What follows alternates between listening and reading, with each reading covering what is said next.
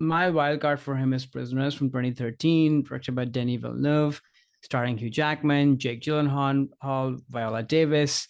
Quick logline on the movie: when Keller Dover's daughter and her friend go missing, he takes matters into his own hands as the police pursue multiple leads and the pressure mounts.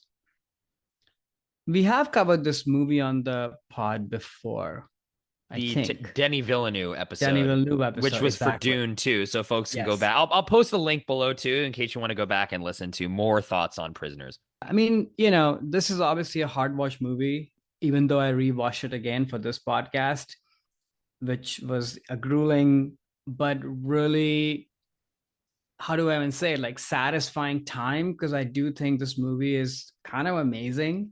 But I think I chose this for Hughes' wild card is that I think this is the first time, at least, I saw him portray a different character, especially he'd been doing Wolverine stuff for so long, and also a character that has no charm to him whatsoever. Hmm. You know, that's my quintessential thing about him. Like he's stripped down of all of that. And as the title of the movie says, like everybody is a prisoner in this movie. And I think he was probably the biggest prisoner in this movie. Absolutely. And there are, of course, connections with what is going on with Wolverine's story.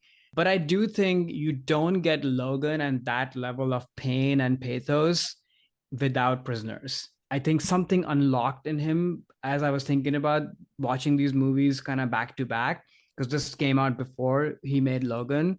I think something unlocked in him and allowed him to go there. And that's why I put it as a wild card, because I think it took him on a slightly different direction to kind of really go deeper and explore and be willing to be ugly and inside and out, because it's not something, even though Wolverine is kind of a gratuitous sort of not pretty character, he's still attractive, Right. at least Right. the way he's portrayed in the movies up till Logan. So I think this is the first time I just saw him kind of get dirty emotionally and physically and such. That's why this is my wild card.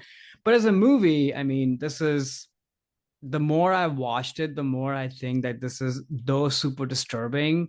And we now live in this, mini series kidnapping, killing thing that True we've been crime. true Yeah. crime, right? Like Right. there've been so many of those, and yes, it has elements of the investigation of what happens, but I think this movie is so much deeper than all of that that meets the surface. And this sort of commentary about people being prisoners, no matter who you are, and everybody is sort of in the gray. And then the way that's captured in the performances, Roger Deakins' cinematography, Denise' direction, like you yourself are a prisoner actually watching this movie, and it stays with you. So, but yeah, I'll pause there and throw it back to you. I mean, we already talked about this movie, so, but yeah, curious how it felt this time, especially thinking about the movie from Hughes' angle. Yes, like we did say, we did talk about the movie already, so I'll focus first on my thoughts on Hugh, which I definitely do feel this is the first time, at least that I can remember, where he played kind of it is a villain character. I mean, it's a Mm-hmm. sympathetic in one way, but this guy overreacts to his kids going missing and definitely like tortures the person he thinks is responsible, and he's the one driving that. It's he's pulling Jake Gyllenhaal along and the other father. I don't remember that actor's name, but Terrence Howard. Terrence Howard, right? But it's him that is doing it. Like he's the instigator in this and pushing everyone forward. And you understand where his pain comes from, but it's shocking for me to see any person. It's Hugh, but it's also just any actor or character going through this level of pain and responding in such a horrible way, like turning into the darkest side of this person that could exist. That I think the performance is it, one of his best for Mm-hmm. sure. That it's something he hasn't done before. Like you said, there is nothing charming about this guy. Even in the beginning, you can tell he's like a dad, but he's not like a charming, great, like father of the year kind of person. He's just, a normal kind of suburban dad that clearly has this darker side to him and these demons that have been him the entire time. Yeah. And this one thing opens those up. Like I don't think his kids being kidnapped and him thinking that it was Paul Dano that was doing it turned him into this person. I think he No, always it's had this always beneath the been there. surface. and Hugh Jackman does a really good job. And a lot of the scenes that are the quieter ones, yeah, the torture scenes are really hard to watch and terrible. And he's like, I don't say overacting, but it's like big acting. But it's those Right. smaller scenes when he's in the car, especially giving this one speech about how he Yeah. feels that is very understated and restrained. Not that theater kid energy we've talked about that maybe sometimes he can have. It definitely comes from a theater background, so it's in there, right? But he is restrained in that. I do think this is the movie, the parts of the movie that I respond to the most, like intellectually positively, is his performance. Like, I'm not a Denis Villeneuve fan, like I Right. said. I'm actually surprisingly don't even like the cinematography in this movie. Like, this movie just goes in places that I just don't. And it's not. I do feel like a prisoner. I feel like a prisoner in some like U.S. prison where I'm getting tortured or something like that. I don't like it. I don't like this movie. It's too venomous for me.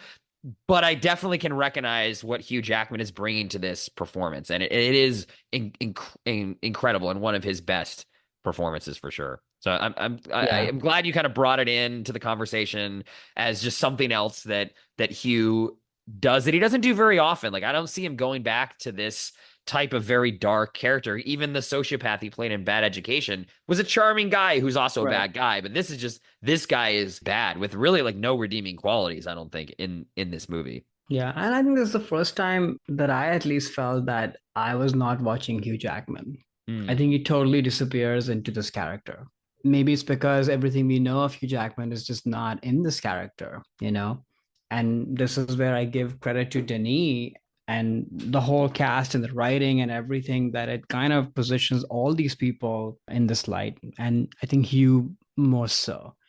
Jake Gyllenhaal is great as well, but I he's think I've great. seen Yeah. Jake do that. And in Hmm. many ways, it feels like more of Jake's movie. And you see how he's kind of dealing with this and what are his own demons. And he's also driven in a different way, but he's channeling his demons in a positive way. And you get subtle hints of him losing it or what his background could have been, the tattoos and, Right. what have you. But I think Hugh is the most sort of out of control in this.